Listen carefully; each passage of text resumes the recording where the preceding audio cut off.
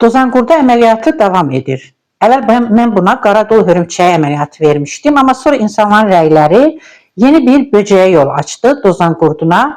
Heç demə bu qara böcək özünü müdafiə etmək üçün ətrafa pis qoxulu bir maye ifraz edirmiş.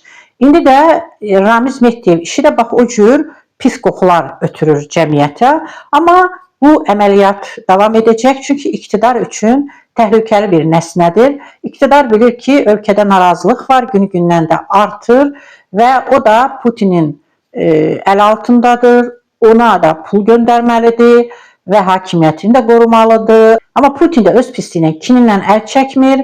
Yəni dövlət çevrilişi planı bir Damokl qılıncı kimi İlham Əliyevin başı üzərindən asılıbdır və bunun üçün də bəli, iqtidarda Ramiz Mehdiyevdirsə, müxalifətdə də, yəni müxalifət dediyimiz qara güruh cəmiyyətdə də onun Ramiz Mehdiyevin illərlə yemlədiyi cəbhə və müsavat var. Əsas da radikal qara güruh olan cəbhə, yəni meydana çıxa bilər. Dövlət çevrilişi eləmək üçün sırf hakimiyyət koridorlarında nəsə etmək lazım deyil. Xalqı meydana da müəyyən insanlar çıxarmalısan da. Hətta Qarabağ müharibəsi başlanmamışdan əvvəl bilirsiniz ki, böyük bir Qarabağ yürüyüşünü iqtidar təşkil etdi ki, yəni dünyaya göstərsin ki, mən müharibəni tək mən istəmirəm, xalq da istəyir.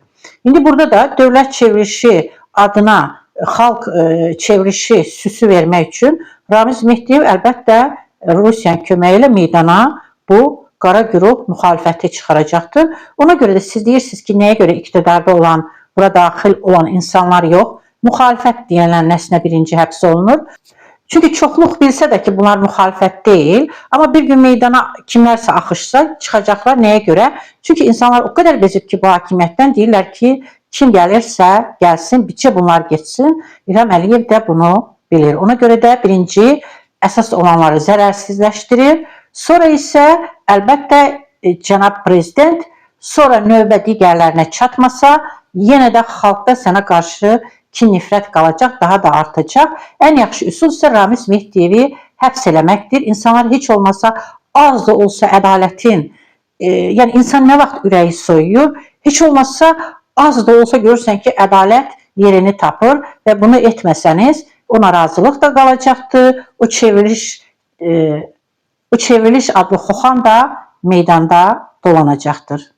Nə olsa ki, Ramiz Mehdiyev qocadır. Başqa qocalar bunu eləsəydi, adi, sadə insanlardan bayaqdan içəri tıxamışdınız. Hətta xərəkdə olan insanı belə həbs eləmişdiniz vaxtı ilə. Ona görə də Ramiz Mehdiyevi həbs edin və eyni zamanda müxalifətlə yanaşı digər o 50 nəfər o şuraya daxil olanlar kimlərdir? Onları da həbs eləyin. Həbs əməliyyatı davam etməlidir. Bu qara güruh cəmiyyət öz həbslərini xalqın gözündə elə pərdələyir ki, güya bunlar müxalifətdirlər, bunlar xalq üçün canlı yanırlar, bunlar dəyişim istəyirlər. 2 saatlıq mitinglər keçir, 5 il. Mən də gəlmişəm o mitinglərə. Sonunda gəldim, sizə sual verdim ki, bu mitinglər nə vaxta kimi davam edəcək? Vəziyyət daha da ağırlaşır, təhsil bərbad gündədir. Bir müəllimlərin, bir təhsilin dərdini də dilə gətirin. Yəni siz belə yəqin ki, sonra da ürəyimdə deyirdim ki, bunlar belə 2 saatlıq miting keçirib deyə gülə dağılışırdılar. Hətta həbs şovlar da düzəldirdilər. Heç orada həbs olunma ehtimalı yox idi. Mən məktəbdə işləyirdim, gedirdim. O mitinglərə çıxıb evimə rahat gedirdim. Yəni görürdüm ki, bunlar deməli yaxşı yaşayırlar ki, bunlar üçün xalqın, yəni ora gələnlərin də dərdi, bunlar dərdi deyil. Bunların dərdi hakimiyyət dərdidir. İndi də Ramiz Mehdiyevin əli ilə dövlət çevrilişi iştirak edib özləri hakimiyyətə gəlməyəcəkdilər ki. Ramiz Mehdiyevin idarə etdiyi şura yaradacaqdılar. Və onların həbsini niyə müxalifət, xalq üçün pis sayırsınız ki? Əksinə, bəlkə onlara verilən dərs digərlərinə də görk olar ki, satılmaq, xəyanət etməyin sonu necə olur? Yəni Əli Kərimli və onun ətrafı, hamısı o Milli Şuradan tutmuş.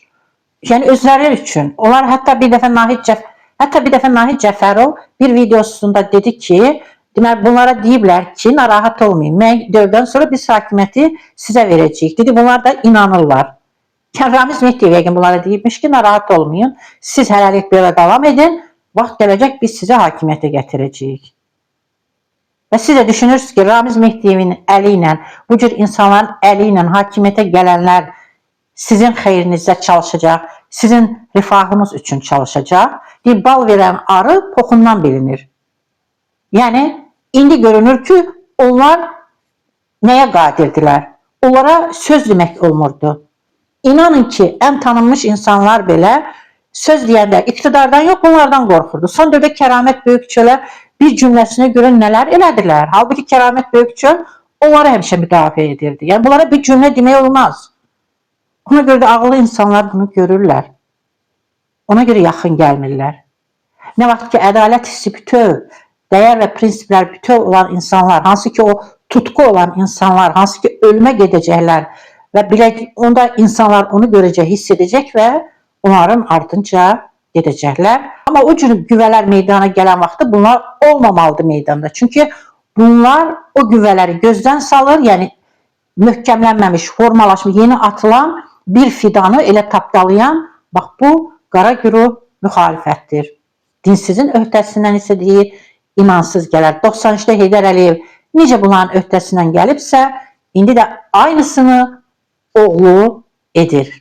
Əli Kərimli, sən də o həbsxana divarlarının soyuğunu gör, o Gültəkin də görsün, Cəmil də görsün. Vaxtilə sıravi üzvlərinizi həbs elətdirib, şovlar düzəldirdiniz, özündə evdə oturmuşdun. Və internetim yoxdur deyə ağlaya otururdun. O da bir cür oyun idi. Nə olur sonu? Sonu oyun quran oyunların altında hırpalanır. Sadəcə sonda bir söz demək keçir içimdən. Alleluya. Alleluya, alleluya. Onu da deyim ki, sentyabr-oktyabr aylarında bu böcəklər hər yeri bürümüşdü. Bu da əlbəttə boşuna deyildi. Təbiət nəyəsə işarə edir.